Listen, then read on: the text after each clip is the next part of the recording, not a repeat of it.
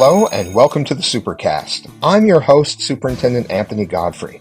It was recently Navy Week at Hidden Valley Middle School, where students had a chance to dive deeply into ocean STEM careers. On this episode of the Supercast, discover why the U.S. Navy visited a number of Utah schools and why the Navy sees students as the future of solving some of the ocean's most challenging problems. We talk with U.S. Navy officers and civilians who explain why they want to help Utah middle school students find a passion for the oceans and possibly discover a career they might not have considered while living in the desert.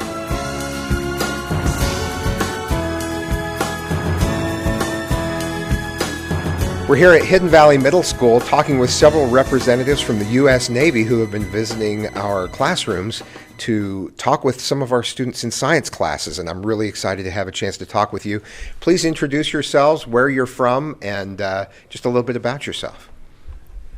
Awesome. Well, glad to be here. Name's Lieutenant Amanda Weber. I am originally from Maryland, but call Stevensville, Montana home now. I have been in the Navy for about 6 years.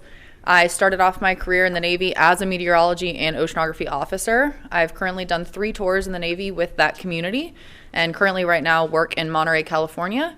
I've got a degree in biochemistry and then my master's in cybersecurity. All right, morning. Thanks for having us. My name is Lieutenant J.G. Corinne Flory. So I've been in the Navy for about 2 years now. So I'm also in METOC, or Meteorology and Oceanography. I come from a small town about an hour north of New York City called Mahopac, New York. And in college, I studied space science and engineering. Good morning, Lieutenant Serena Gardner. I'm from Santa Maria, California. I've been in the Navy for about 7 years. I spent my first tour as a surface warfare officer, or SWO, driving warships out in Japan. And then for the last 3 years, I've been also doing meteorology and oceanography. I'm currently stationed at Stennis Space Center, Mississippi, where our headquarters is. And I have degrees in both chemical engineering and a master's in business. Hi, my name is Tara Yocum. I am from Covington, Louisiana, South Louisiana. I have 2 degrees in coastal science and coastal engineering. I started working for the Navy about 3 years ago, and I'm still living in the same area. Well, it's great to have all of you, and very nice to meet each of you. Tell me about what drew you to the Navy. What got you interested in being part of this? So I originally wanted to join the Army as a pharmacist, ironically enough. Clearly did not go that route, but I had both of my grandpas were in World War II. One of them was a meteorologist, and the other one was in the Navy as a radar man. So kind of merged the two, and here I am as a meteorologist in the Navy. Yeah, so for me, I was spending my time in engineering school, kind of learning not only all the technical matter that I needed to for my degree, but learning a little bit about the pathway of what being an engineer looks like. And to be completely honest, I just couldn't see myself doing that job for my entire life. I felt kind of called to something a little bit, hopefully, more out there, more adventurous, out in the field. I wanted to challenge myself. I wanted to serve my country. So I definitely felt interested in the military, and that's kind of what drew me toward it. So mine is definitely a combination of factors. My grandfather was career Army, so I grew up hearing all of his stories about his experiences in Europe, and then my brother is career Marines. He's older than me and definitely was a big influence on my selection of military life. However, Navy was a much better fit for me than the Marines or the Army, specifically because of its focus on STEM. The STEM opportunities, especially for a female in the Navy, are a lot more diverse than any other branch. So that was definitely my influence there. So as a civilian, I want to say prior to 3 years ago, I didn't even know that was an option. The Navy came into the University of New Orleans and was looking to hire scientists, and I happened to be on that list. And I actually really love my job now. I get to help the Navy with search and rescue and make models for currents and tides, and I like it a lot. Tell me about helping the Navy with search and rescue. What does that involve? What are some of the things you do related to that? So I build these models that predict the tides and currents, and if somebody is overboard or something is overboard, then since I can predict the currents, I run the models and try to figure out where that person might be. so that when they start to search, they know where to search based on the predictions you've done of where the tides and currents are headed. Yes, sir. Tell me, what is involved in being an oceanographer or meteorologist for the Navy? What are some of the things you're doing day to day when you're not in 8th grade classrooms? So I will say that the great thing about being in the Navy is that you, especially in the uniform, is that you move incredibly frequently. So with that move comes normally a change in job, and that can be a minor shift or a major shift. So I've been lucky enough to do 3 jobs that I feel like don't really have much in common, except for the fact that I've had the same essential title. So my first job, I did a lot of atmospheric and oceanographic forecasting across the globe, and I did that for aviation platforms, so helicopters, jets, P-8s, so like the big, large airplanes that pretty much mimic Boeing planes. Tell me a little bit more about that. You're predicting the weather before they're taking flight in a particular direction, or how does that work exactly? Yes, sir. So pilots in the Navy traditionally are required to have this piece of paper that records where they're going to fly and then the actual conditions that they're going to see when they're in flight, as well as other locations that they can land if they were to encounter an issue during flight. So we, as meteorologists, create that report and allow for them to take off safely and then have additional options if they do need to land in an emergency. I really need you on snow days this winter. Can I just call and have you look at things and tell me at 3:30 in the morning whether I should call a snow day or not? If I could ask these students at the back of the room, they're always going to say, yes, it ought to be a snow day. But I think I need Navy level support for my snow day decisions.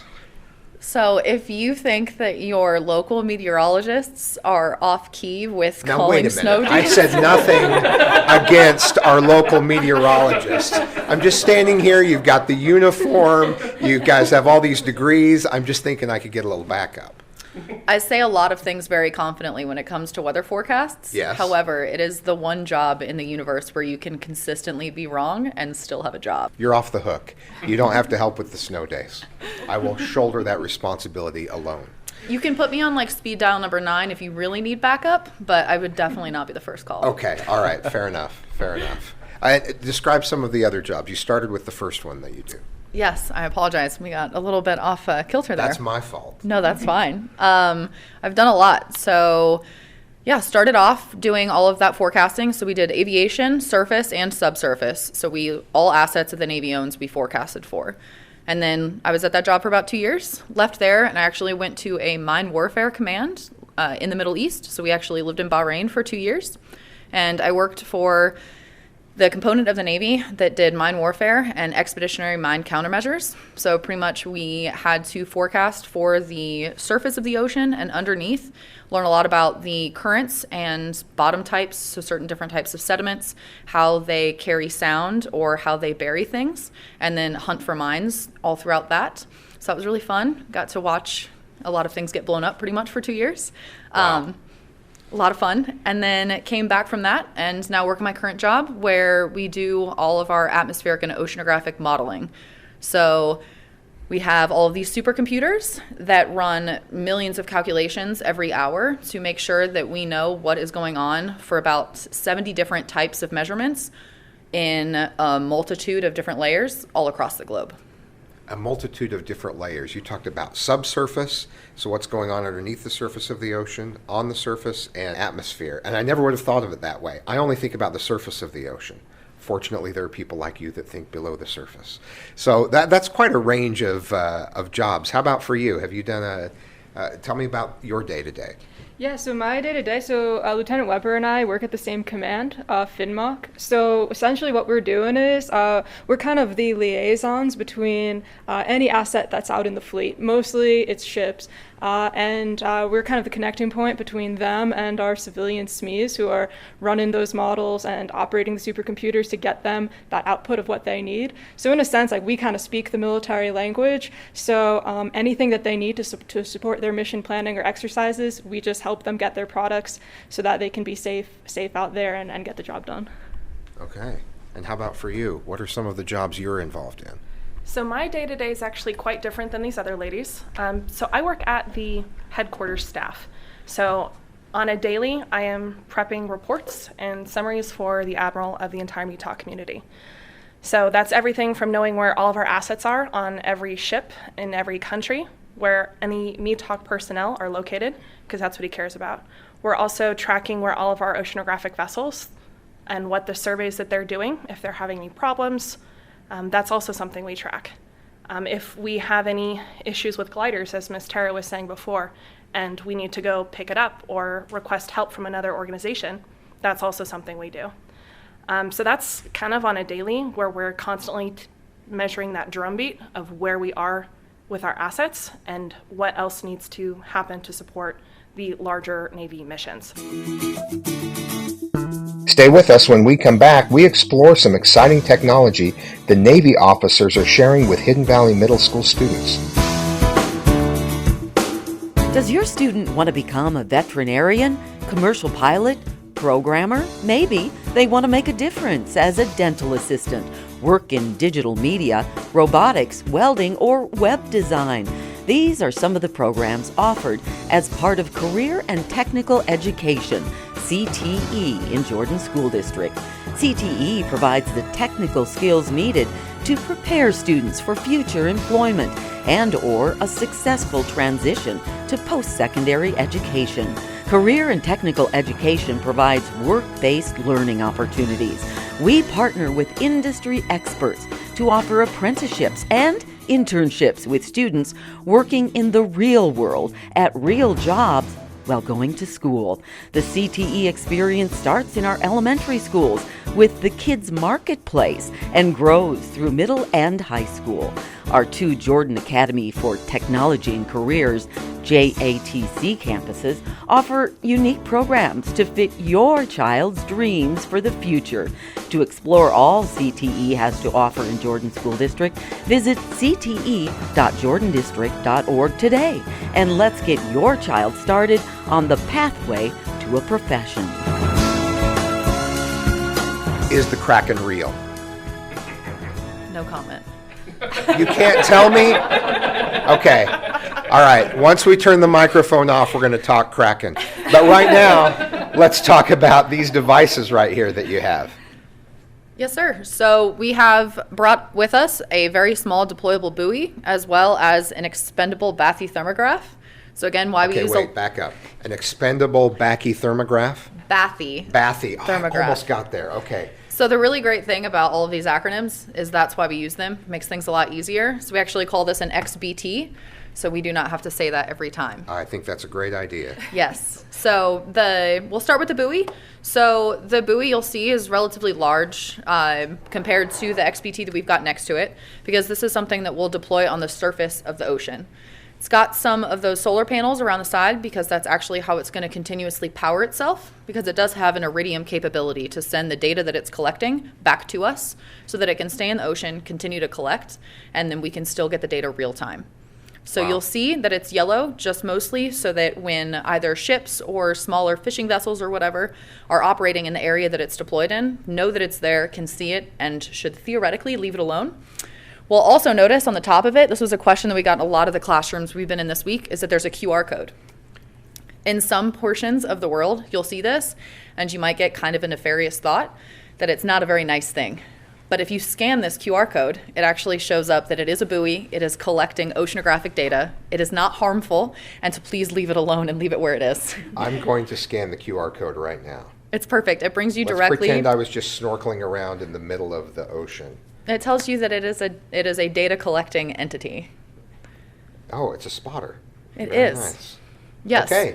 It works. It Great. does work. All right. That makes sense. So it measures a lot of our surface levels. So it measures either really close to the surface for wind components, or it can also measure sea components as well. But it's going to measure everything there on the surface where it's actually floating. And then that's where this XBT kind of comes into play, is it collects the data that a buoy cannot. So this is actually deployed off of aircrafts and ships all around the globe. Breaking down kind of what the XBT actually stands for. So that first term, expendable. So this is something that we use once, and also if it gets damaged in the deployment, it's not something that we need to retrieve. Okay. The bathy part allows for us to measure the actual depth of the water column that we're dropping it in, and then the thermograph means that the specific measurement that we're taking with depth is temperature. So this allows for us to calculate sound speed in the water column. because the three things that the Navy is majorly concerned about when we're talking about oceanographic or undersea operations is sound speed. I want to know how far and how fast and how well my sound is going to travel. And the three major components that make up that calculation is pressure, which comes directly from depth, salinity, which unfortunately this does not measure, but we do have other ones or other capabilities to measure that, and then also with temperature. So that's the main proponent of this measurement. So we can deploy this and kind of get an understanding of what's going on directly under the asset, so we can plan appropriately for our sonar ranges for the day, as well as what frequency we should use. Well, that's very interesting, and I assume that there are many more that you use, many different types of devices, and these are just a couple of examples.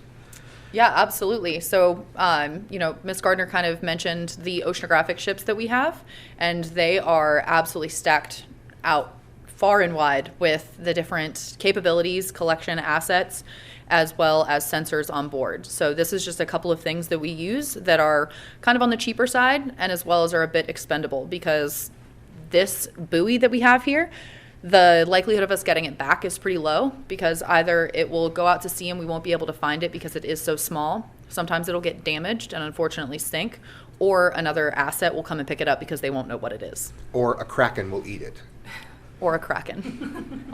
She just acknowledged that a kraken exists. I knew it. Tell me about visiting middle school classrooms in Jordan School District as part of your adventure. So honestly, it's been a really great experience. We walked into a couple of different classes where the students looked at us and had no idea what we were wearing, because we showed up in our summer whites uniform, and it's not a very traditional thing that you see in Salt Lake City, Utah. So that's been the really great part about this outreach that the Navy's been able to do this week, is actually exposing some of the youth in Salt Lake City to what the Navy brings to the table, as well as all of the great STEM opportunities that we have. And I think it worked out really well, because we actually ended up having 4 women that are in STEM. So that's kind of shown the youth as well that there are a lot of STEM opportunities, and there's a lot of opportunities for women in the military as well. That's a fantastic message, and I'm really grateful that you've spent the time with our students, and I was very excited to have this opportunity. What would you say to a student who's considering the Navy as a career? So it's been a great opportunity for me to be able to continue my education, to be able to see the world, and to be able to meet people that I would have never had the opportunity to meet elsewise. So being able to work with people that are from places like California, which I had never been before this tour, or like New York, we're a great representation of kind of how you can pull people from all across the states, get us into a single location, and give us a similar goal and a similar mindset, and just watch us excel and grow. So that's been a great opportunity for me to be able to see. And also it just pushes you to be better. And there's nothing quite like watching the people that you work for work alongside, and the people that work for you succeed and grow and change and actually be able to accomplish things that they never thought they could. So that's been just the absolute stellar part about wearing the uniform every day, and I could not be luckier. Outstanding. And how about the civilian connection with the Navy? So, like I said before, as a civilian, I didn't even know that was an option. So I'm here to let everybody know that you can go to school and you can still work for the Navy, and they still give you lots of opportunities. So if traveling is not your thing, maybe working for the Navy as a civilian would be a better option. All right. Well, thank you very much for your time, and thanks for everything you've done to help support our students and open up their minds to some other possibilities, and helping them learn a little bit more about the STEM that they're studying. Yeah, absolutely. We're really lucky to be here. We're here with Mr. Peterson, talking with him about the experience that he and his students have had in the classroom having the Navy visit. Introduce yourself and tell us a little bit about the experience. My name is Mr. Peterson, and we've had some people from the Navy come today, and we got to learn quite a bit about how the Navy operates and what they do for us. My name is Isidro Pitayo, and I think that the best part of the Navy being here was learning about how fun it is to be in the Navy, and learning about what type of schooling they had to go to. And that was pretty cool, I thought. Hi, my name is Zach Yates, and I think one of the coolest parts about the Navy was learning the different STEM career options that you're able to do while still being in the Navy and serving your country. My name is Sage, and it was really, really cool to learn about the stuff they do because my dad was in the Navy before I was born, and he told me a bunch of stories when he did his stuff, and it's a lot different to hear it from other people. What are some things about the ocean and weather that you learned that you didn't know before? I learned that the weather and the ocean, honestly, it's almost completely unpredictable, but some of the technologies that we have these days make it a lot easier to predict or try to predict, but really it's all just a force of nature, and we have to try our best to accept that. Same thing that Zach said. I thought it was cool to learn about how many people work on trying to predict so many things about the weather, and about how unpredictable it is too. That's crazy. Did it expand your mind having the Navy here to think about what some of the job opportunities might be for you in the future? Yeah, definitely. It's so cool about all the different things that they do, and it's not just like sitting on a boat and just doing stuff in the ocean. Oh yeah, completely. Like, if I joined the Navy, I could potentially do two things that I love, serving my country and working with machines. I agree with that. Well, thanks very much for taking the time, and have a great school year. Oh yeah, totally. Thank you. Thanks for joining us on another episode of the Supercast. Remember, education is the most important thing you'll do today. We'll see you out there.